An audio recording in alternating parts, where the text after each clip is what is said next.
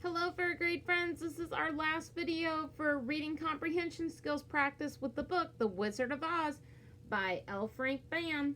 So today we're going to talk once again about cause and effect. Remember that yesterday we talked about how running in the hall could cause you to trip or be in trouble with the principal. Yesterday, when Dorothy met the Scarecrow, he had no brains. And we figured out the cause of that was because his head was stuffed with straw. Today, we're going to talk about the Tin Man and the Lion and use text to figure out why the Tin Man had no heart and why the Lion had no courage. This one you will answer on your own in the comments. Ready, friends? Let's go! After a few hours, the road began to get rough. Walking grew difficult, and the Scarecrow fell many times, but since he was made of straw, he never got hurt. Soon the daylight faded away, and the sky grew very dark. Dorothy could not see at all, but the Scarecrow said he could see in the dark just as well as in the light.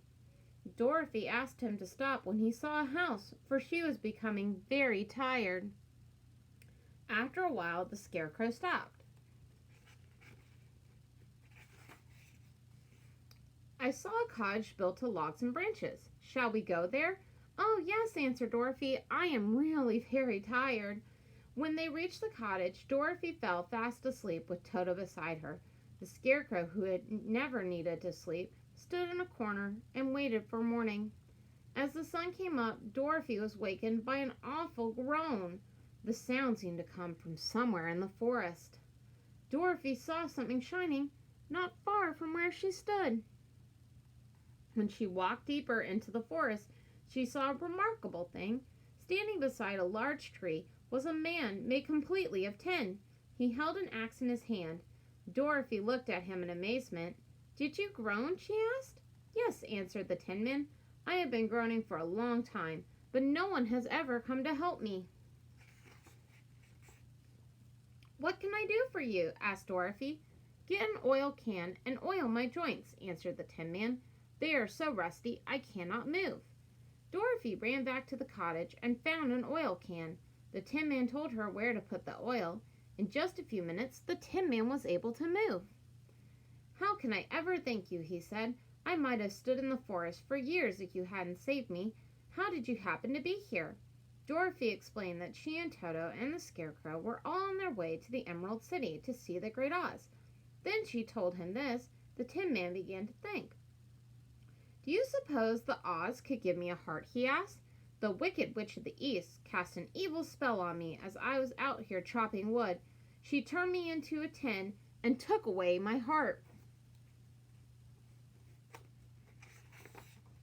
Dorothy thought for a moment. Why, I think so, she answered. It would be as easy as giving the Scarecrow brains. So the Tin Man picked up his axe and his oil can and joined his new friends on their journey to Oz. So friends, we know the effect was that the Tin Man had no heart. We had to figure out what caused the Tin Man to have no heart. And we found out that it was the Wicked Witch. She took his heart, and so as an effect, he had no heart. Let's read about the next character in our story, which is the Lion. The Cowardly Lion, Chapter 5. As Dorothy and her friends continued on their way through the forest, they heard a terrible roar. The next moment, a great lion ran onto the road. Dorothy and her two friends were very frightened, but little Toto ran ahead and barked at the huge beast. When the lion saw the little dog, he opened his mouth as if to bite him. Dorothy became so angry at this that she rushed forward and slapped the lion on the nose. Don't you dare bite Toto, she said. You ought to be ashamed of yourself, a big lion like you trying to bite a little dog. I didn't bite him, said the lion as he rubbed his nose with his big paw. No, but you tried to, answered Dorothy. You are nothing but a coward. The lion hung his head in shame. He confessed to Dorothy and her friends that although he was supposed to be king of the beasts, he really was a coward. Large tears fell from his eyes as he told the travelers his sad story. The poor lion was afraid of almost everything and everybody. The Scarecrow stopped for a moment and scratched his straw head. Then he said, "I'm going to the Emerald City to ask the Great Oz to give me brains. Maybe Oz could give you courage." The lion wiped away his tears. "If only I had courage, then I could truly be the king of the beasts." So Dorothy and the Scarecrow and the Tin Man invited the lion to join them on their journey to the Emerald City. The lion agreed, and the friends continued to follow the yellow brick road towards the home of the Great Oz.